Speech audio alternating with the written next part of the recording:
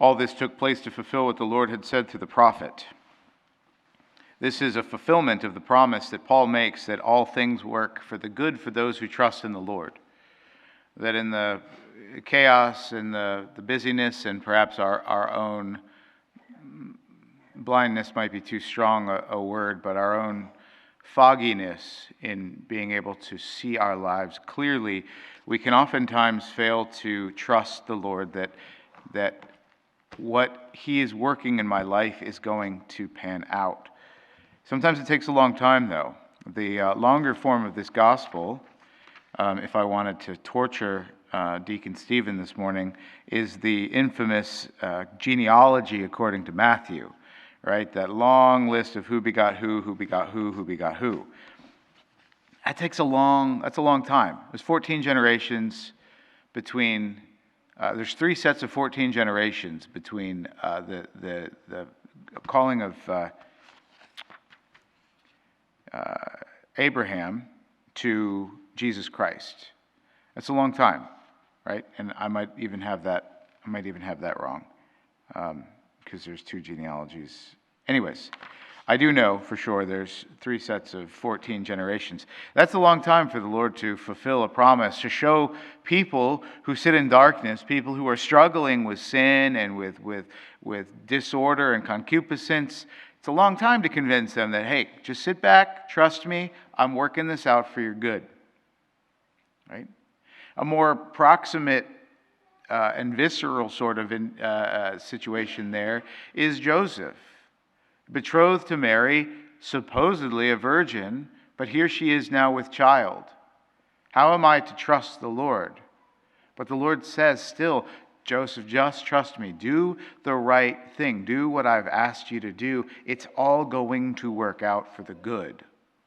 Right? Now, the good doesn't mean your good, my good. It means the common good. It means in the end, it will be good for everyone. But how do you think Pharaoh's army feels about all things working out for the good? Right? But in the end, even for them, what is good and right and just and merciful will be done even unto them. Right? You imagine the harrowing of hell didn't just happen for Adam and Noah and Moses and David. It happened for all people that He ever made, all of whom He loves. Right? So we have to kind of let go of a bit of a control on our own lives, the expectation of where we're going and this idea of deserving, right? This entitlement of, oh man, and we really have an ability to say it here, right? I'm an American, I should be comfortable in life. And that's an expectation that probably we all have. Unless you're a very fresh migrant, who remembers that life isn't this artificial everywhere, right? That life isn't this fake and easy everywhere, that it's hard, generally speaking, that the curse of Adam is upon all of us still. You can get entitled and you can say, Lord, this little foot problem that I have right now, or these knee problems or hip problems that I'm having, or Lord, my refrigerator went out and now all my meat's thawed out, right? All of these, and we say, Lord, where are you, God? Because my refrigerator went out, right? This is a misprioritization. I mean, it just shows us that we're really, really not trusting in the Lord, right? That even in the worst situations, right? Your refrigerator goes out, but, God forbid, what if an EMP goes off and everything goes out?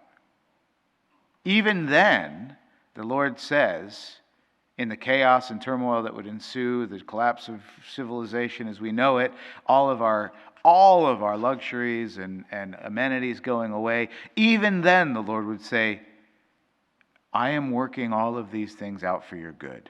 And you say, I can't see it, I don't know how. Well, certainly these 42 generations, if I did the math right. Yeah.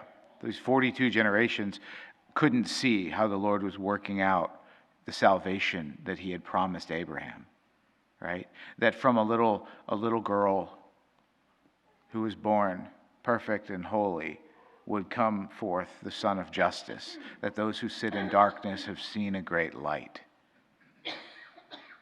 Our horizon is really no broader, or we can't see over the horizon any more than those 42 generations can.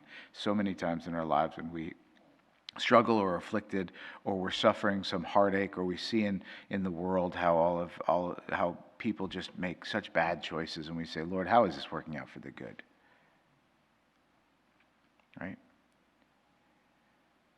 The reality is, though, too, that the not all things work out for the good for everybody, right? Some people are going to hell. I don't know who. Some people are. You can't say that that's working out for the good for them. So, is the Lord lying? Well, no. What happens is we always try to console each other with the first part of that phrase.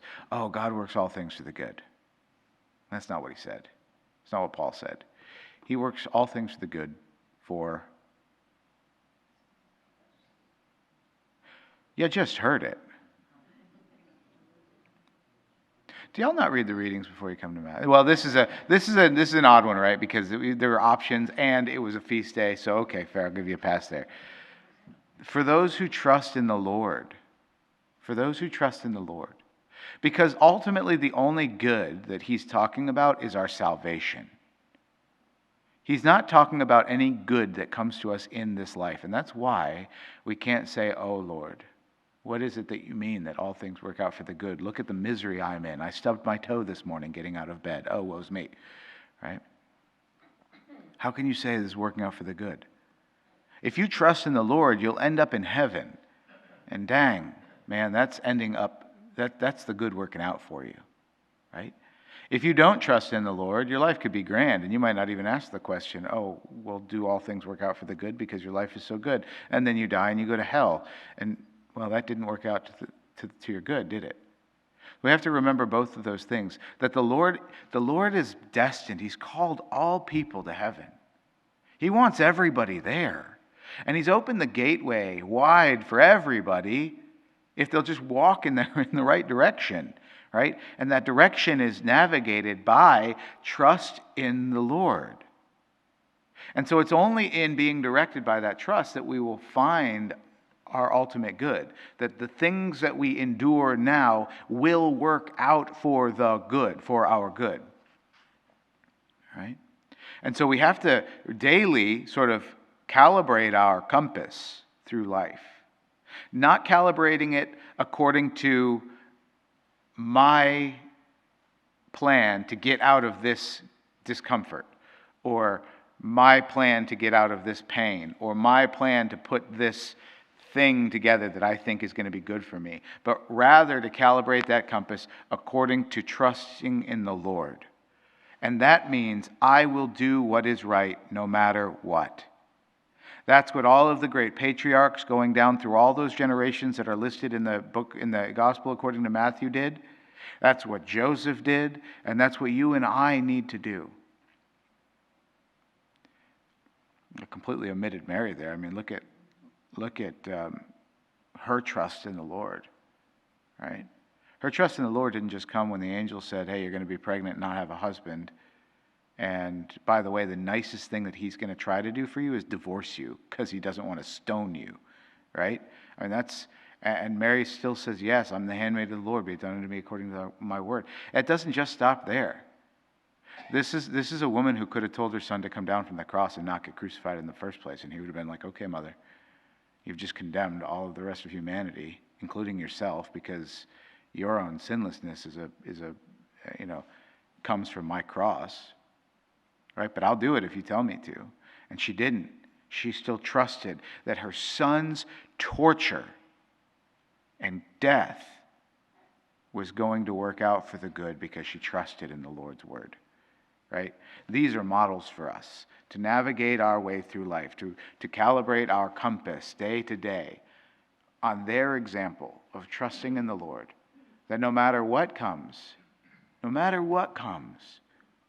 If I trust in the Lord day in and day out, it doesn't matter what any of those days look like, I will end my days in heaven. And that will indeed be God working out all these things for my good because I've trusted in him.